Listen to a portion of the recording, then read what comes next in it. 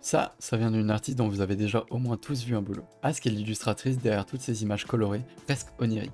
Elle aime énormément Asuka de Evangelion, mais a fait aussi des illustrations Dark Knight, de Fate Grand Order, ou encore d'incroyables illustrations sur Spy X Family. Ces arts font partie de mes pièces préférées quand on en vient au style animé, et au vu de la grande maîtrise de painting, j'ai eu envie d'apprendre ces méthodes pour voir si je pouvais pas en tirer quelque chose.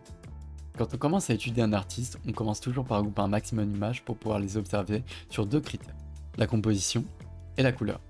La composition, c'est la façon dont votre image est organisée pour donner un sens de lecture à l'image. Comme j'ai axé mon étude sur ces couleurs, je laisserai donc une phrase provenant de Ask durant une interview pour Pixiv qui exprime sa façon de voir ses compositions. En premier, ce sont les yeux du personnage. En second, c'est la forme globale de l'outline. Vous pouvez dire que l'outline est bon si vous pouvez mettre en noir votre personnage et que la silhouette reste magnifique. Certes, la composition de Ask ne se limite pas qu'à ça, mais j'ai préféré m'attarder sur les couleurs de ses œuvres que sa composition. Car oui, les couleurs chez Ask sont sans doute ce qui se démarque le plus chez elle. Elle a une sorte de capacité mystique à rendre des couleurs désaturées, lumineuses et colorées. Mais est-ce que c'est si mystique que ça? Est-ce qu'on ne pourrait pas trouver un pattern dans son choix de couleurs? Pour ça, je vais devoir vous expliquer rapidement comment fonctionne le cercle chromatique et comment fonctionnent les couleurs. Pour faire simple, sur le cercle chromatique, il y a trois paramètres: la teinte, la saturation et la luminosité. La teinte, c'est ce cercle et c'est la couleur que vous choisissez. La saturation, elle, indique si la couleur est vive ou terne, c'est l'axe horizontal du carré. Tandis que la luminosité définit si votre couleur sera claire ou foncée, c'est l'axe vertical du carré. Maintenant, est-ce qu'on pourrait pas trouver une corrélation dans le choix des couleurs qu'utilise Ask? Commençons par séparer les couleurs en trois catégories: les ombres, les demi-tons et les lumières. On les classe du plus sombre au plus lumineux, et là, on trouve une palette. En répétant l'opération sur plusieurs de ces dessins, on peut donc comparer et voir les relations qu'il y a entre les couleurs. Par exemple, on remarque que l'ombre 2 est souvent moins saturée que l'ombre 1, pareil pour ce qui est du demi-ton 1, qui est lui aussi moins saturé que l'ombre 1, tandis que le demi-ton 2 est moins saturé que le demi-ton 1.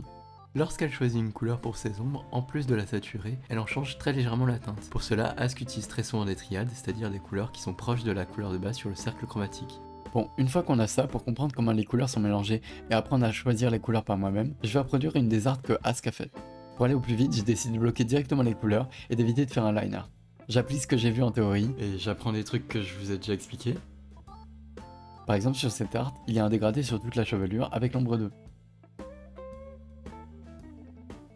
Je pipette quand même les couleurs sur l'original pour pouvoir comparer, mais j'essaie avant tout de trouver par moi-même. Et voilà le résultat. J'ai ça pas fini, mais grâce à cette reproduction, j'ai pu appréhender le fait de mélanger les couleurs avec un brush, ce que je ne faisais pas du tout jusque-là. C'est parti pour passer à l'application de ce que j'ai appris en dessinant de mes OC. Pour m'aider dans le processus, j'ai réussi à trouver une vieille vidéo d'un speed paint que Ask a faite pour une de ses illustrations. Même s'il est pixelisé, il m'a servi de base pour suivre le workflow. Ainsi, j'ai donc commencé par le sketch, que j'ai beaucoup raffiné, ensuite le line, que j'ai aussi beaucoup refait. Par ailleurs, le line que fait Ask est assez croqué et il n'est pas vraiment clean. Il est surtout affiné au fur et à mesure de l'avancement de l'art. La couleur du line sur les œuvres d'Ask sont très souvent dans les teintes marron, rouge, orange ou rose. La teinte et la luminosité, elles, sont décidées plus par la direction de la lumière dans la pièce.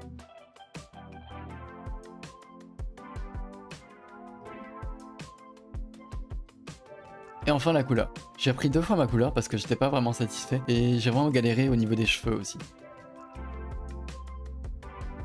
J'ai pu tirer pas mal de techniques, comme la manière de peindre les cheveux, et j'ai appris à choisir les couleurs qui soient plus cohérentes entre elles.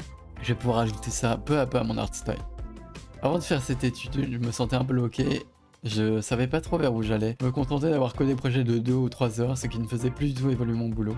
Et je suis d'autant plus content d'avoir choisi Ask, car dans un premier temps, j'aime son boulot, et il est un peu éloigné de ce que je fais habituellement, ce qui m'a permis de sortir de ma zone de confort. Et n'oubliez pas que pour évoluer en dessin, il faut savoir sortir de sa zone de confort. Faire des études comme celle-ci est à mon sens ultra importante pour toute personne qui souhaite faire du dessin son métier.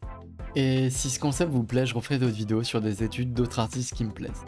Pour finir, j'ai ajouté les effets comme le flou, on recadre le tout, on ajoute l'ombre portée, et voilà,